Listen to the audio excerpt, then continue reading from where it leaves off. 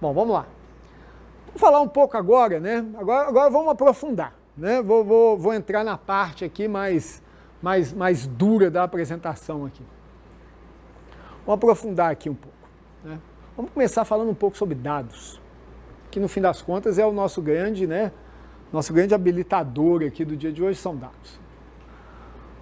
Quando a gente fala de dados, em geral, a primeira coisa que nos vem à cabeça são os chamados dados tabulares. Uma tabela, uma planilha, né? Está lá, tá intrínseco, né? Um vetor, uma matriz, isso tá no âmago, né? A gente sempre fala assim, dados, você fala assim, está numa matriz, está num vetor, está numa estrutura, não sei o que, está um registro de banco de dados. Tudo isso é o quê? É uma lógica vetorial, uma lógica tabular de organização dos dados, tá?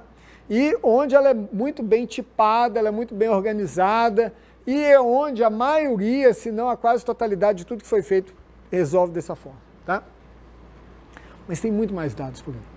E aí vem quarto ponto, aí vem uma oportunidade legal. Vamos lá. Esse aqui, ó, a web destampou isso aqui, texto, né? Texto era uma coisa, né, ficava lá nas profundezas, né? Um ou outro mexia com texto, né, processamento de caracteres, umas coisas assim, para que serve isso, não sei o quê. Não, mas aí quando você teve a web, você teve a produção maciça de texto, o texto virou um dado de primeira ordem. E complicado. Complicado por todas as características que a linguagem carrega, de ambiguidade, de falha, e inclusive problemas culturais, né? Você pega, por exemplo, redes sociais hoje em dia, existe um dialeto em curso lá, né? O português derrete nas redes sociais. Você olha assim, ele escorre pela tela, né? Fala assim, isso já foi português um dia, né? Derrete. Eu não sei aonde que a gente vai chegar, né? Nós vamos chegar numa grande torre de Babel que uma parte não vai conseguir entender a outra, né? Mas isso é um fenômeno cultural que tem que ser levado em consideração, não é texto, tá?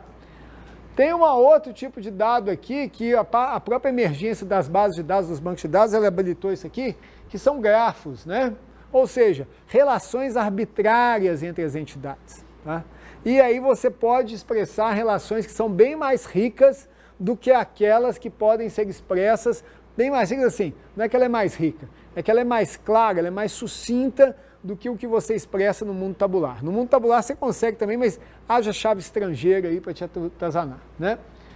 Aí tem 3 aqui, gente, que estão intocadas, né? Ninguém fez quase nada, não é porque eles não são importantes, não. É porque são difíceis. Som, imagem e vídeo. Tá? Vejam bem, o advento das câmeras digitais gerou uma quantidade quase infinita de fotos horríveis. Ô, gente, é muita foto ruim. É muita. Vocês imaginem a frustração do fotógrafo que está vendo a fotografia derreter na frente dele, né? Não obstante a foto ser ruim, a pessoa agora tira foto de si mesma, né? E faz algo duplamente ruim na maioria dos casos, né? Então, mas vejam bem, isso é a nossa sociedade, isso é a nossa cultura. Vocês imaginem a quantidade de informação que... Eu deixei aceso isso aqui não, né? A quantidade de informação que está embutida em todo o som, imagem e vídeo que existe e está armazenado e que foi parcamente utilizado até o momento. Não é pouca coisa. Não é pouca coisa. Tá? Então, esse trabalho na direção de como que nós vamos promover som, imagem e vídeo de registros a dados é uma pergunta de ouro. Pra vocês terem uma ideia como é que isso é uma pergunta de ouro, já tem alguns anos que eu vi essa estatística, que em algum momento, de todas as consultas que eram submetidas no Google, todas as consultas que chegavam na máquina de busca do Google, 1/3 vinha do YouTube. De tudo que se perguntava para o Google, 1/3 era alguém que entrou no YouTube e fez uma consulta. Eu não tenho os números de qual que é o número de usuários, etc, etc. Mas isso, pelo menos, ele dá um indício de que é difícil você encontrar alguma coisa, por exemplo, em termos de vídeo. Você olha muito mais pela tag, pelo título, não sei o que, etc. Mas se você olhar e falar assim, eu quero um vídeo de um homem correndo no campo. Ninguém sabe responder isso aqui. Eu quero pegar o vídeo dos políticos e contrastar todas as vezes que eles caíram em contradição. Isso é bom. Isso é legal. Gente, para e pensa na dificuldade de resolver essa pergunta. Quero achar contradições nos discursos políticos. Não, mas você tem que fazer o casamento. Tem que falar assim, ó, fulano, né, qual o assunto que ele estava falando, não sei o quê, parari. Não, assim não. Isso aí é regra de default, tá? Então, quando a gente fala de dados, eu acho que tem muito por vir ainda, tá? Isso é uma coisa importante. E os desafios, quando você fala de dados, eles são os mesmos, tá? Independente do tipo de dado, você tem um problema de armazenamento, você tem um problema de acesso, ou seja, como que você acessa, indexa, não sei o que, etc. Você tem toda a parte de engenharia de dados, como é que você integra, como é que você limpa, como é que você transforma, como é que você visualiza aquele dado. Todas essas são questões em aberto. E o que eu quero enfatizar essa questão em aberto? Eu quero enfatizar que questões em aberto são as questões que nós, da área, devemos prestar atenção. Uma parte importante do meu argumento hoje aqui, gente, é o seguinte, não vamos aqui nos iludir que se a ciência dos dados der certo, quem estiver fazendo o que o pessoal da face vai fazer, vai se tornar irrelevante. É o professor de Word. Então, o profissional de computação, ele não tem que ficar tentando ocupar o espaço que é de outra pessoa, porque se ele fizer isso, ele vai fazer por curto tempo. Então, os problemas aos quais nós devemos nos dedicar são problemas computacionalmente densos e complicados. É nessa hora que a gente começa a decantar o que efetivamente acontece, tá? Bom, vamos pegar um caso aqui de limpeza e transformação, só para vocês verem como é que... Eu vou começar a misturar uns exemplos práticos aqui. Existe, né, em computação, em mineração de dados, né, existe uma coisa que se chama a maldição da dimensionalidade. Tá? E a maldição da dimensionalidade, ela diz mais ou menos o seguinte, mais pode ser menos.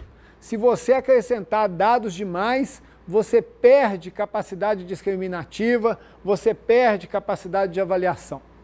E esse experimento aqui, ele mostra exatamente isso. Tá? Então, o que é esse experimento? É o seguinte, eu peguei um cubo, eu devia ter botado a figurinha do cubo também. Eu peguei um cubo e eu botei uma esfera dentro do cubo. Tá? Todo mundo visualizou aí? Então você tem uma caixinha, um cubo, e eu botei uma esfera que o raio da esfera é exatamente metade da aresta do cubo. Todo mundo viu? Então tá. Aí eu peguei, né, esse cubo, que é 3 dimensões, e eu fui aumentando as dimensões do cubo. Então eu fiz um cubo 4 dimensões, 5 dimensões, 6 dimensões, e eu fui fazendo isso. E eu fui vendo o que acontecia com o volume da esfera dentro do cubo. E aconteceu isso aqui, gente. Até mais ou menos 5 dimensões, cadê o negócio? Sumiu. Não consigo ver. Bom, até mais ou menos 5 dimensões, ele foi crescendo depois ele desceu e a partir de 20 dimensões ele zerou. Por quê? Porque o volume da esfera tende a zero e todos os pontos da esfera vão para a sua superfície. E aí, quando isso acontece, todos os pontos ficam o quê? Iguais. Isso pode fazer experimento. Né? Você vai calculando lá, tem uma função, não sei das quantas lá, você vai calculando, você vai vendo que o volume da esfera tende a zero. E aí, quando o volume da esfera tende a zero, todos os pontos ficam iguais, porque estão todos na casca da esfera, e aí você não consegue mais diferenciar. E isso acontece rápido, hein? Muito rápido. Então, ou seja, quando nós temos técnicas como essa de você reduzir a dimensionalidade, isso é importante. Aí vem um outro caso aqui, que é só para a gente ir ilustrando, né? Que é como é que você resolve isso na prática. Então aqui, por exemplo, eu tenho os dados tridimensionais e eu tenho duas formas de reduzir a dimensão desse dado, que é dado por esse plano aqui, ó. Então eu tenho um plano aqui, ó, e eu tenho um outro plano aqui. Vocês vejam que esse plano da direita, os pontos ficam muito mais embolados do que no plano da esquerda. O que isso vai me dar? Isso é uma técnica que chama PCA, né? E o que ela vai fazer é o seguinte, ela vai espalhar os pontos o máximo possível, que significa o quê? Que eu estou perdendo menos informação. Agora, a dúvida aqui, o ponto que eu quero mencionar para vocês é o seguinte, isso é um exemplo, tá? Mas é um exemplo que mostra que os problemas não estão resolvidos e que é importante que você entenda um pouco o princípio ativo que está por trás daquilo para que você possa fazer bom uso das ferramentas. Lembra aí que eu mencionei para vocês que o SAS tem 300 técnicas, tá? E cada uma dessas técnicas você tem que entender um pouco do que a técnica faz para poder utilizar. Nós vamos mencionar isso mais tarde depois, tá? Aí a gente chega aqui no conceito de mineração de dados, que era uma caixinha naquele processo e que ficou perdida lá naqueles vários processos como uma parte técnica. Por que eu vou focar nesse processo de mineração de dados? Eu vou focar nesse processo porque ele é intensivo, né? As técnicas de mineração de dados, em geral, elas têm um custo exponencial e elas são muito caras, ou seja, se você não fizer um bom trabalho com relação a isso, o seu custo explode e o seu processo como um todo ele fica inviável. Tá? Então, esse é um dos conceitos que são colocados, e ele é um conceito mais antigo, mas ele expressa alguma coisa, alguns aspectos interessantes aqui. Então, o que é a mineração de dados? Isso aqui é uma definição livre aí que circula na internet. É a extração automática de conhecimento ou padrões que são interessantes a partir de grandes volumes de dados. Tá? 3 componentes. Primeiro componente, extração automática de conhecimento ou padrões. Surgiu uma coisa nova aqui, e que ela vai ser inerente a tudo que a gente falar daqui para frente. Padrões. Né? Por quê? Porque conhecimento é algo etéreo. Né? Para cada um que eu perguntar assim, o que é conhecimento? Cada um vai me responder uma coisa diferente. Agora, o padrão, ele é o quê? Ele é um conhecimento formatado. Né? Então, ao invés de você tentar fazer um modelo de conhecimento que cai numa outra área, você, na verdade, você mapeia aquele conhecimento naquele padrão. Tá? Então, essa é a saída pela direita que a área deu, eu vou dar alguns exemplos depois para vocês. Tá? O interessante aqui, o que ele quer dizer? É que sempre vai existir um embate entre o objetivo e o subjetivo. Objetivo, subjetivo. Então, o que você quer é sempre subjetivo, mas o que você faz é objetivo. Como que você casa uma coisa com a outra é sempre complicado. E aqui, ó, grandes volumes de dados, o que significa? Que não dá para fazer na mão. Tá? Então você tem que criar alguma forma automatizada de fazer isso. Então, esses conceitos, como eu mostrei para vocês no início, mineração de dados, aprendizado de máquina, não sei o quê, eles são conceitos que eles se misturaram muito hoje em dia. Tá? E todos eles compartilham mais ou menos das mesmas questões. Essas técnicas de mineração de dados, elas podem ser utilizadas em vários cenários aqui de engenharia de dados, caracterização e previsão. Tá? Mas tem uma coisa que isso é uma mensagem que eu acho que é interessante que vocês levassem também, que é o conceito de modelo. Eu vou ler a definição, tá? Nós vamos discutir ela um pouco. Então, ou seja, um modelo representa a natureza ou realidade de uma perspectiva específica. O modelo é uma construção artificial onde todos os detalhes, né, desnecessários foram removidos ou abstraídos, enquanto que características fundamentais necessárias para análise e entendimento foram mantidas. Vejam bem. Vamos fazer uma analogia aqui. O que é um programa? Né? Vamos pensar um minuto aqui, o que é você fazer um programa? Um programa é que você tem um problema, né? Você tem uma tarefa a ser desempenhada, você tem alguma coisa, você identifica quais são as características relevantes e interessantes daquela tarefa, aí você faz a transição para um mundo abstrato do que é computável, né? Você concebe o programa, implementa, etc., e aí você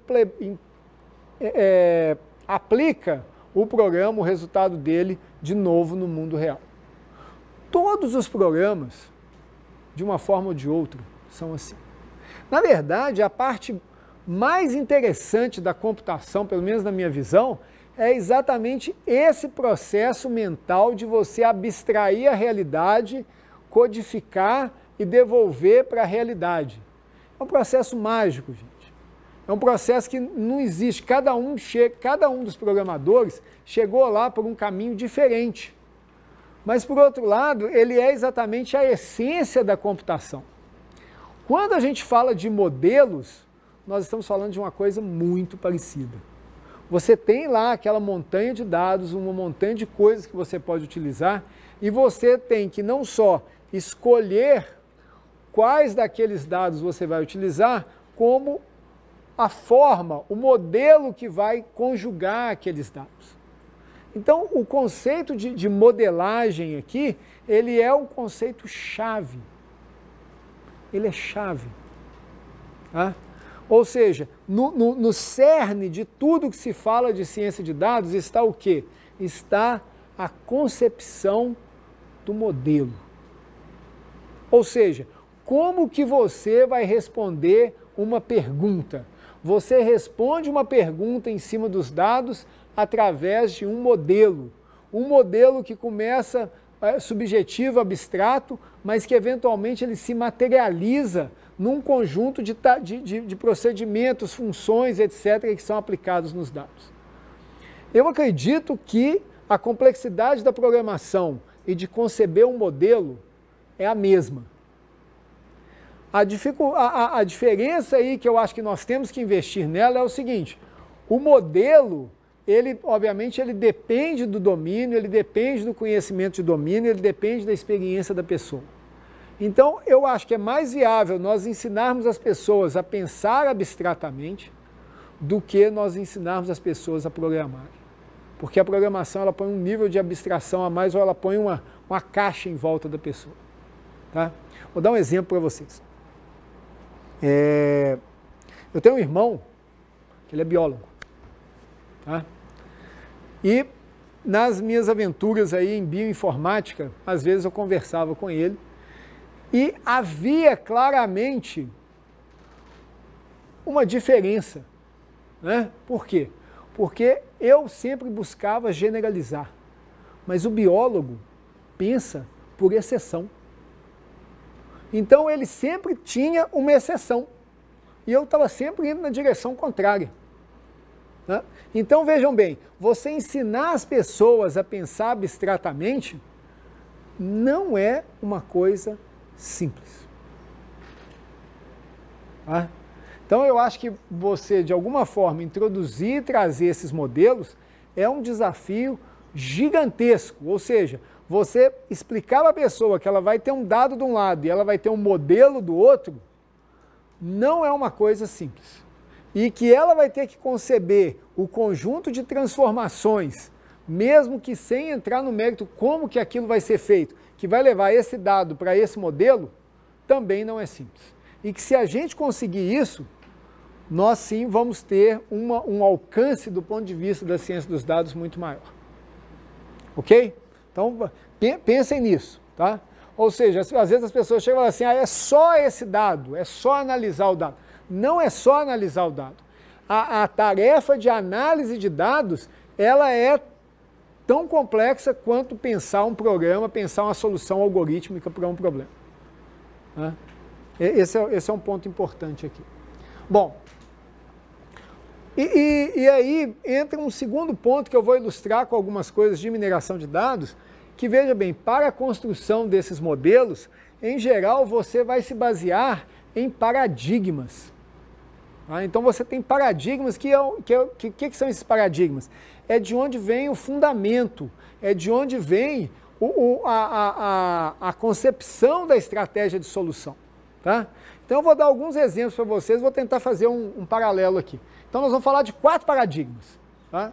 O combinatório, o probabilístico, o algébrico e o baseado em grafos.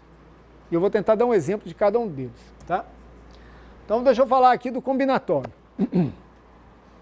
Qual é o meu problema? O meu problema é, eu tenho lá um monte de... Vou pegar o caso clássico, tá? Eu tenho as compras da Amazon. Esse é um caso real, né? Tudo que a pessoa já comprou na Amazon. Né? E o que eu quero saber são aquelas compras que várias pessoas, ou seja, todo mundo que comprou o livro A, comprou o livro B. Todo mundo que comprou o livro C, comprou o livro D.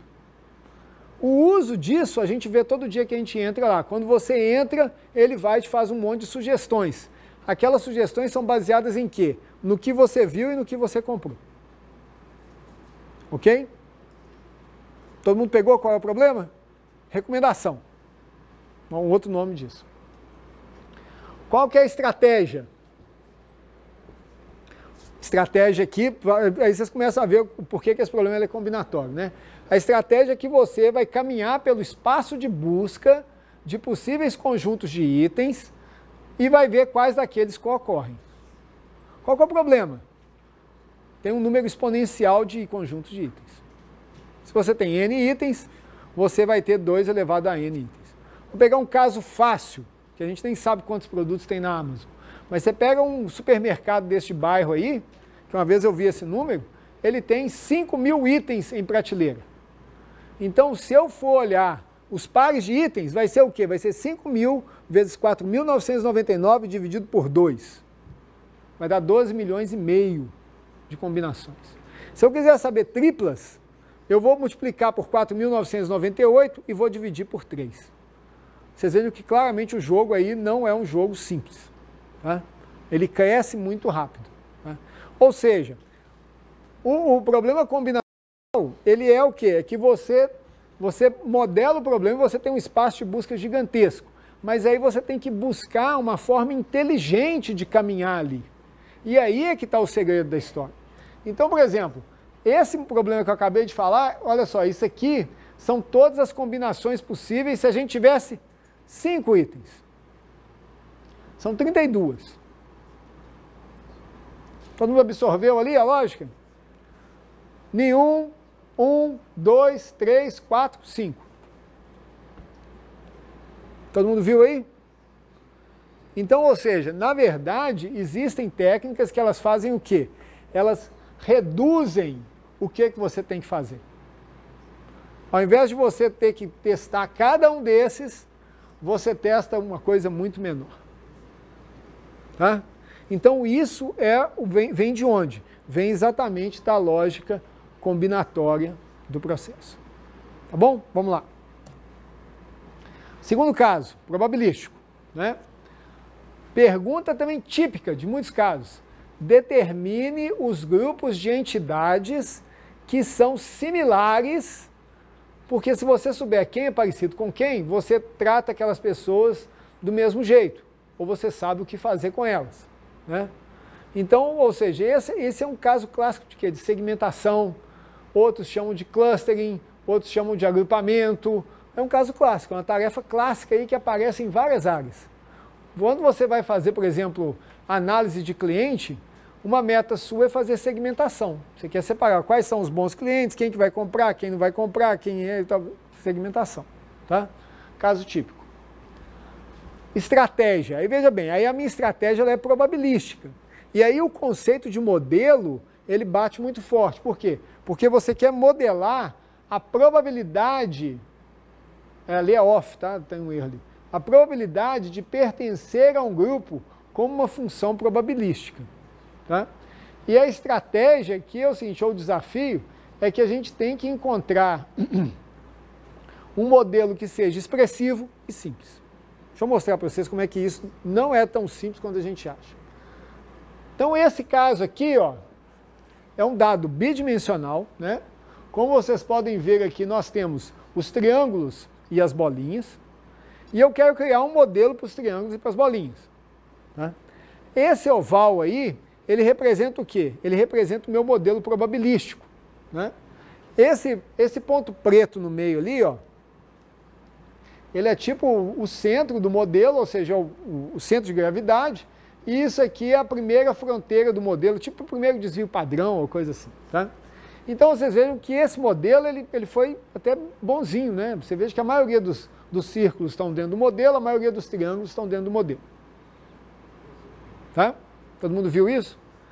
Só que esse modelo, e aí vem um ponto interessante da gente colocar aqui, esse modelo, ele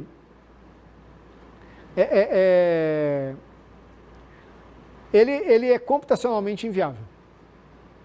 Né? Se você aumenta muito o número de dimensões, ele cresce demais por causa de covariância, etc. Não vou entrar no detalhe. Então, na prática, o que a gente faz? A gente faz isso. Tá? Essa técnica aqui é uma técnica que vários de vocês podem ter encontrado, já chama Naive Bayes. Tá? E por que ela é Naive? Ela é Naive exatamente por causa disso aqui, ó.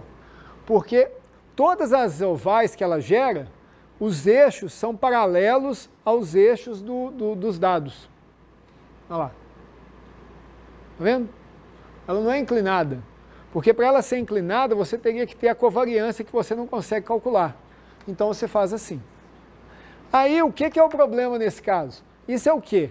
Isso torna o modelo viável computacionalmente, mas ao mesmo tempo ele fica limitado no que ele consegue fazer. Olha como é que ele agora já está confundindo ali as coisas, ó. As bolinhas com os triângulos. Tem um pedaço ali no meio, ó, que ele não consegue mais separar. Cadê? Não consigo. Tem uma interseção ali dos dois, ó, tá? Que ele não consegue mais separar. Isso é exatamente o compromisso que eu acabei de falar em termos de modelo, ou seja, é um modelo que é simples e representativo. Na prática, esse Naive Bayes ele funciona muito bem, mas ele tem dificuldades sérias aqui de conseguir fazer isso. E esse caso aqui? Aqui é que a coisa fica legal. Então você imagina o seguinte, eu quero ser capaz de separar todas essas coisas esquisitas. Então você tem o yin e yang, você tem uma fronteira ali, você tem os pontos dentro. Então eu quero ser capaz de separar isso tudo. Tá? Eu posso usar a mesma lógica de modelo probabilístico de densidade. Tá? Onde nesse caso, o importante é você saber assim, o que é semelhança, né, o que realmente compõe o modelo e o que não compõe. Vejam que tem vários pontos ali que estão representados como cruzinhas, que esses pontos eles se perdem. Tá? Mas os grandes contornos do modelo, eles estão presentes. Então aqui, mais uma vez, a gente vê aquele compromisso entre o detalhe, né, e às vezes a inviabilidade de computação e o não detalhe e a viabilidade de computação. Ok? Vou pegar mais um modelo aqui. Tá? Prever a classe de uma entidade. Caso clássico, né? Qual que é o caso clássico aqui? Banco. Você vai no banco e fala assim, eu quero um empréstimo. O cara olha para sua cara e fala assim, não. Por que ele faz isso? Porque ele viu, né, que quem faz escola de verão em computação tem um parafuso a menos e que não merece um empréstimo. Isso. Eu assim, pô, mas isso é injusto. Mas é esse o modelo dele, para o bem e para o mal. Em algum passado não muito distante, houve uma taxa de cano de alunos da escola de computação gigantesca, que levou ele a fazer isso.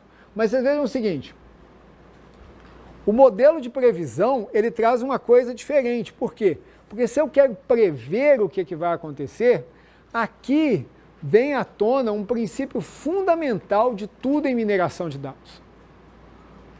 E que, veja, não existe quiromancia, gente. Tá? tudo em mineração de dados, em machine learning, em não sei o que, etc., se baseia num princípio simples. O passado vai se repetir no futuro. Toda vez que o passado não se repete no futuro, o que acontece? Dá errado. Tá?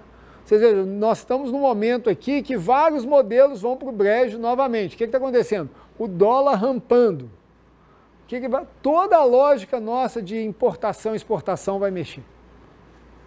E não se sabe bem o que acontece. Porque você cai naqueles de curva, oferta, demanda, não sei o que, etc. Então veja, todos os modelos que falam de previsão, eles intrinsecamente estão perguntando o quê? O passado vai se repetir no futuro. Então o problema nosso é o quê? É encontrar o que no passado que foi característico e que vai diferenciar aquelas coisas que a gente vai trabalhar. O que é o desafio? Esse é um problema complicadíssimo, que é o viés e a variância, mas eu acho que dá para explicar direitinho o que é isso. Existe um teorema, deixa eu explicar essa parte aqui, que é só para vocês verem como é que essa coisa ela vai longe. Tá? Existe um teorema que se chama o teorema de que não tem almoço gratuito. Então, o nome dele é esse mesmo. E esse teorema ele diz basicamente o seguinte, e aí vem aqui, eu vou fazer agora aquele momento viagem astral da escola de computação, né? Ele se baseia também, agora vocês vão aprender um termo bonito, né? Na complexidade de Kolmogorov. O que é que acontece? Então, deixa eu tentar explicar para vocês. A complexidade de um problema, ela é intrínseca aos dados do problema. Vou dar um exemplo que todo mundo vivencia e todo mundo entende facilmente. Compressão, zip, sei lá, qualquer coisa de dados. Tem arquivos que você tem uma alta taxa de compressão, tem arquivos que você tem uma baixa taxa de compressão. Se você pega um arquivo tipo uma imagem, a compressão vai reduzir ali 1, 2%. Por que é isso? Por que é isso? Porque quando você faz a compressão, na verdade você está criando um modelo que vai permitir depois você restaurar aquilo que foi originalmente comprimido. Só que se aquilo é uma coisa complicada, o modelo é tão grande quanto o dado original. Entendeu? Então, ou seja, quando você cria qualquer modelo, e a compressão pode ser vista quando um modelo, existe, né? E aí é que vem, a complexidade de Kolmogorov, ela pode ser vista como isso. Ela é o quê? Ela é, quão complexo o problema é inerentemente. Então, veja bem, a complexidade de um problema, ela não vem do algoritmo que está tratando o problema, ela vem do problema em si. O algoritmo, ele é uma perspectiva para resolver aquele problema.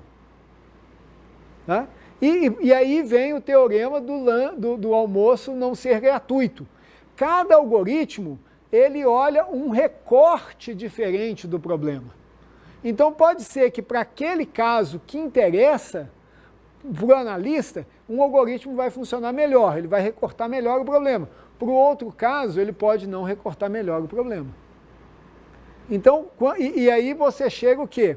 Nessa lógica de viés e de variância. Todos os modelos têm um viés. E todos os modelos, eles são capazes de absorver uma variância nos dados. Tá? Quanto maior o viés, menor a variância que ele absorve. Talvez ele seja mais exato para aqueles dados específicos que você tem em mãos. Mas quando você mudar um pouquinho os dados, vai dar tudo errado. Tá? Se for o contrário, se o seu modelo absorver uma alta variância, ele vai ter um viés baixo. Mas aí o que ele vai ser? Ele vai ser pouco específico. Não tem uma resposta única para essa pergunta. Tá? Então, toda vez que você faz um modelo de previsão, você está basicamente se equilibrando no meio dessas coisas e tentando achar uma solução intermediária. Né? Então, vamos pegar um caso aqui clássico. Existe uma técnica badaladérrima que que chama SVM, né? Support Vector Machines. E o que essa técnica faz, na verdade, aí vem a pergunta, ele fala assim, o que a técnica faz que tem a ver com classificação? O que essa técnica faz é o seguinte, ela olha um conjunto de pontos, temos aqui, né, os triângulos e os círculos, e ela encontra, que é essa linha mais forte aqui, e ela encontra o hiperplano separador dos triângulos e dos círculos que dá a maior distância do plano a esses pontos. É isso que ela faz. Então, aí vem a questão dos modelos algébricos. Os modelos algébricos, eles vão dar respostas da álgebra. E aí você adapta a resposta da álgebra para o problema que você quer resolver. Então você pega esse plano separador e você diz, tudo que está abaixo do plano é triângulo, tudo que está acima do plano é círculo. Aí vocês devem estar olhando e falando assim, mas tem uns ali que estão fora do lugar. Pois é, a técnica ela tem uma capacidade de amortecimento também de coisas que estão fora do lugar. Tá? Mas eu não vou entrar no detalhe disso. Mas o ponto principal é o seguinte, eu devia ter botado a outra figurinha aqui. Se o plano separador ele não for um plano, ele for uma coisa curva, o que vai acontecer? Vai dar errado. Porque o que a técnica faz é separar planos. Se não é plano, ela planifica. Da melhor forma que ela conseguir. E aí vem o quê? Aí o modelo não vai funcionar direito. Ou seja, um terceiro elemento, viés, variância e o quê? E o que o modelo é capaz de fazer. Ok? Último. Aí eu voltei no problema do meio lá. Determine grupos de entidades, não sei o que, etc. Aí aqui o que eu fiz? Eu vou pegar o mesmo problema lá do agrupamento, só que eu vou modelar como grafo. Como grafo. E aí dá pra gente ver aqui, ó. Então, ou seja, cada pontinho daqueles, eu peguei a distância de um ponto a outro e transformei numa aresta do grafo. E aí o meu problema de agrupamento virou o quê? Eu tenho que cortar esse grafo, de maneira que as ligações mais fracas possam ser rompidas e as mais fortes se mantenham. Por que eu achei interessante mostrar? Esse dado que está aqui, gente, é exatamente o mesmo dado que eu mostrei lá atrás, só que aqui ele está modelado como um grafo. Então eu tenho outras variedades aqui que eu posso exercitar, mas aí vem o seguinte, o que eu ganho, o que eu perco de fazer de uma maneira ou de fazer de outra maneira.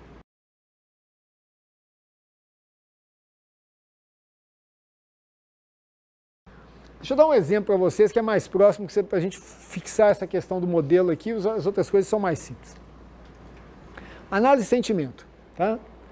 Então, análise de sentimento é uma pergunta também de ouro, né? Ou seja, você quer ler aquele tweet da pessoa e pensar e entender o que ela está dizendo. E isso é muito difícil. Mas por que ela é difícil? Porque a linguagem é ambígua, porque as discussões são dinâmicas, porque você não tem realmente dados rotulados que dizem o que a pessoa fez ou deixou de fazer, tal, não sei o quê. Aí vem um exemplo de pesquisa em análise de sentimentos, tá? A pergunta é possível analisar sentimento sem olhar o conteúdo? Porque olhando o conteúdo é difícil. Então a pergunta que a gente fez foi, é possível analisar sentimento sem olhar o conteúdo da mensagem? E aí a gente recorreu a uma teoria social, tá? Que é o viés. Eu falei dele no início. Né? Cada um de nós tem um viés. E aí você tem, em qualquer assunto que você esteja falando, e casos polarizados são clássicos, futebol, política, religião, não sei o quê, você sempre vai ter um viés. E a pergunta é como que a gente poderia capturar esse viés e usar essa informação. Tá? Então, o que nós vimos é que em redes sociais, você tem várias formas de endosso. E esses endossos, eles expressam viés. Tá? Pode ser um retweet, pode ser um like, pode ser um pin, repin, etc., dependendo da rede social.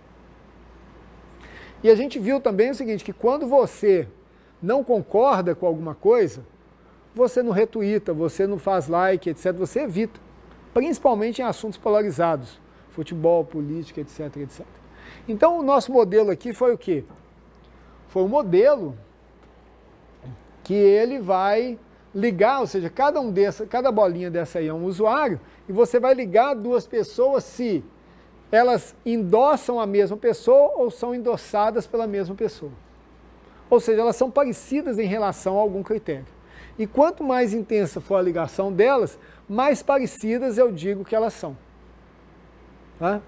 E aí eu uso esse modelo aqui da seguinte forma, só para abreviar a história. Tá? Existem esses azul e o vermelho aqui, eles são o quê? Eles são as chamadas sementes. O Twitter do Calil e o Twitter do cara do Cruzeiro lá. Então, tudo que o Calil fala é a favor do Atlético de alguma maneira, vamos supor que seja isso. Tá? Aí eu começo a ver tudo que o Calil fala, quem que vai retweetando, quem que vai gostando das coisas que ele fala. E eu pego os do Cruzeiro e faço a mesma coisa. Lá pelas tantas, eu vou ter claramente ali, simplesmente pelo que a pessoa gosta ou não gosta, quem que é atleticano, quem que é cruzeirense. Ou pelo menos quem é simpático ao Atlético, quem é simpático ao Cruzeiro. Aí eu inverto. Aí eu começo a pegar todas aquelas mensagens que eu não sei e eu vejo quem que gosta delas. Quando a mensagem passar pela rede, eu vou chegar e falar assim, essa mensagem ela está a favor do Atlético, ela está contra o Atlético, ela está a favor do Cruzeiro, ela está contra o Cruzeiro e por aí vai. Então isso é um exemplo rápido, que eu não pude explicar direito, é um exemplo rápido de como que você cria um modelo. Tá? Aí tem um monte de desdobramentos. Eu queria mostrar isso aqui para vocês. Isso tem 2 anos quase, né? Os caras pararam de fazer isso, infelizmente. Né? Mas isso na época era o quê? Eram todas as plataformas de dados que existiam. Comerciais, não comerciais, acadêmicas, etc, etc, etc. Tá? Então, o que é interessante nisso? O interessante nisso é a diversidade. Em algum momento as pessoas chegavam e falavam assim, nossa, não tem mais nada para fazer em banco de dados, ninguém vai fazer mais nada em banco de dados. Mas aí brotou isso aqui. Tá? E isso mostra, até certo ponto, a efervescência tecnológica que está em voga ainda hoje, mas que ela vai arrefecer. Pelo menos essa é a minha teoria. Daqui a 10 anos vai sobrar 1/10 dessas ferramentas. E aí a efervescência vai estar em outro lugar. Como eu acredito que nenhum de nós aqui realmente está trabalhando na indústria de banco de dados, esse problema não é grande para a gente. Mas é importante para que a gente tenha uma noção muito clara da volatilidade da tecnologia. Aqui tem umas coisas legais que eu coloquei. Tá? Peguei só uma pesquisa de 1 ano atrás, mais ou menos, ela diz o seguinte, quais são os maiores desafios que você vê em Big Data, né? E eu estou associando Big Data com Data Science. Olha os primeiros quais são, vou ler para vocês. Primeiro desafio, determinar como obter valor de Big Data. Então é aquele primeiro slide que eu mostrei para vocês. Segundo desafio, definir a sua estratégia. Terceiro desafio, ter as habilidades e conhecimentos para poder lidar com Big Data. Tá? Quarto, aí o quarto até que enfim é uma coisa técnica, integrar múltiplas fontes de dados, que está onde? Lá na pirâmide? Lá embaixo. Tá? O quinto, infraestrutura ou arquitetura, porque não sabe onde vai armazenar as coisas. E daí por diante. Tá? Então, ou seja, a gente está num estágio em que há um desconhecimento muito grande ainda do assunto. Esse slide eu adoro mostrar porque, né, ele defende a universidade. Se você quer ser um cientista de dados, estude. Né? E aí tem um outro aqui, que esse é do Pirão. Né? E tem vários, eu achei um outro, esqueci de colocar no slide, eu achei um outro recentemente que é um fractal. Né? Mas a mensagem é a mesma. É que basicamente, em pelo menos, né, se você estudar continuamente, por aproximadamente 4 encarnações, você consegue cumprir isso aqui. Não tem jeito, gente. 4 encarnações. E tem que lembrar o que aconteceu nas encarnações anteriores.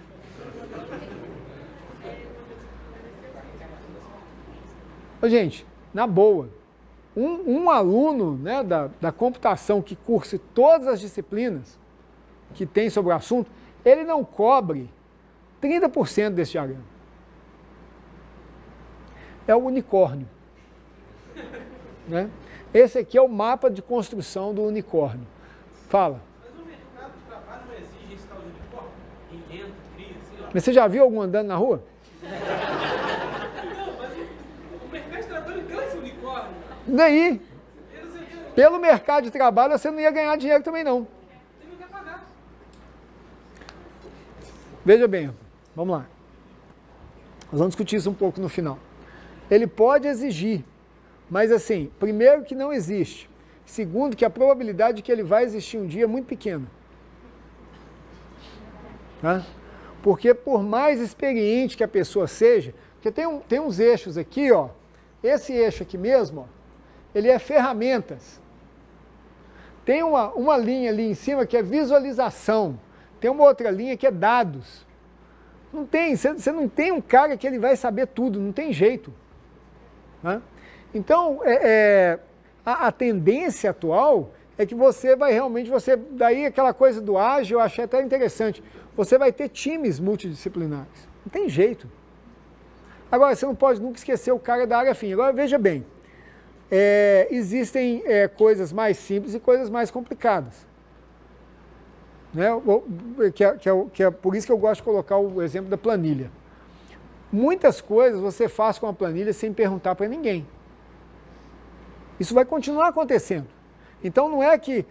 o que eu acho que está errado na concepção é essa lógica tudo ou nada.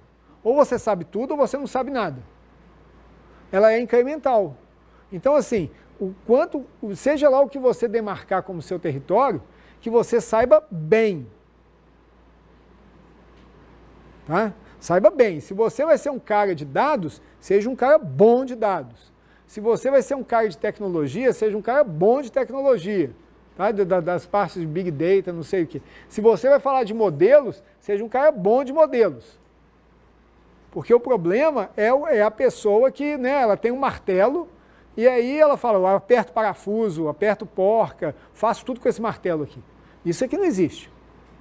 Entendeu? Vamos lá. Isso aqui, gente, só para ilustrar, né, a Ana Paula estava aqui, isso aqui são as disciplinas regularmente oferecidas nessas áreas, tá? Tudo isso é oferecido aqui. Então, assim, a gente até que tem uma cobertura muito boa daquele diagrama maluco lá, tá? E cada uma dessas é uma disciplina separada. Então, se a pessoa quiser enfiar o pé na jaca, ela enfia. Não, vou, né, sem falsa modéstia, não tem lugar nenhum no país que dá esse leque de disciplinas, não. Tá? Não tem. Se você procurar todas essas num lugar só, não tem, não. Tá? Vamos lá, vamos concluir aqui. Vejam bem. Primeiro ponto aqui que eu quero reforçar. Ciência dos dados vai além da tecnologia. Tá?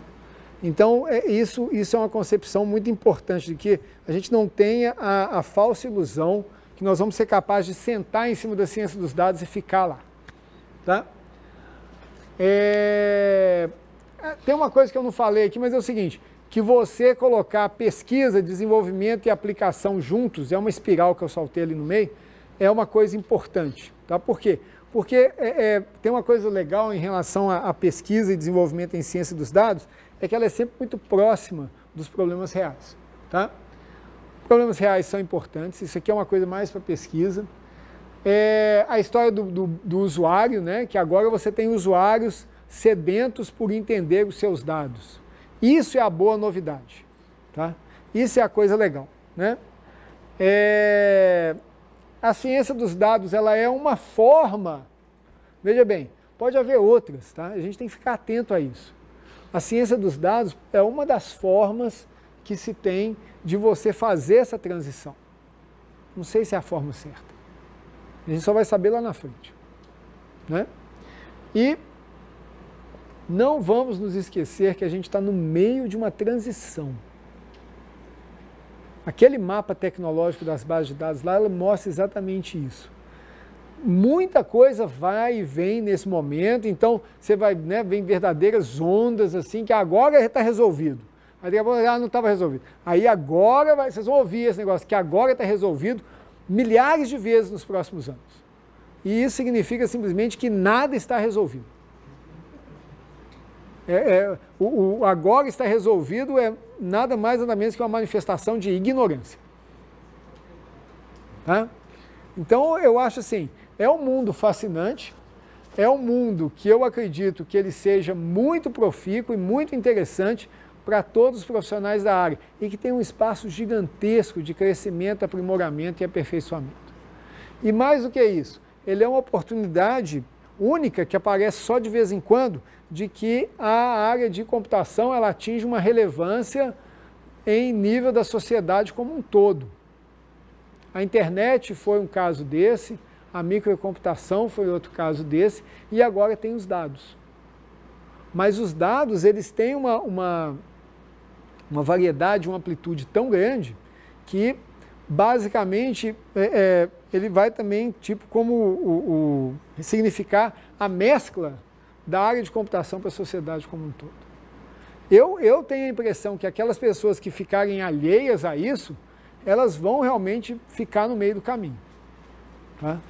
Porque, da mesma forma que programação hoje é uma habilidade fundamental para qualquer coisa em computação, capacidade analítica vai se tornar também. Tá? E isso é bom, isso não é ruim, isso é bom. Isso é bom porque existem certas coisas que elas não são mecanizáveis. E o fato de não ser mecanizável, do ponto de vista de atuação profissional, é uma oportunidade. Tá bom, gente? Agradeço a atenção. Tem uma ressalva final aqui, que é o seguinte, que eu vou falar agora, porque se eu falasse no início, todo mundo ia embora. Tá? A coisa ótima da universidade é que você tem imunidade mental. O que é imunidade mental? Você fala a bobagem que você quiser. E aí tem duas saídas. Né? Ou você chega a pessoa e fala assim, pô, esse cara pode ter razão. Né? Ou pode chegar e falar assim, pô, esse cara é completamente louco. Agora não importa, eu agradeço vocês terem ficado até o final aqui. Muito obrigado, viu, gente?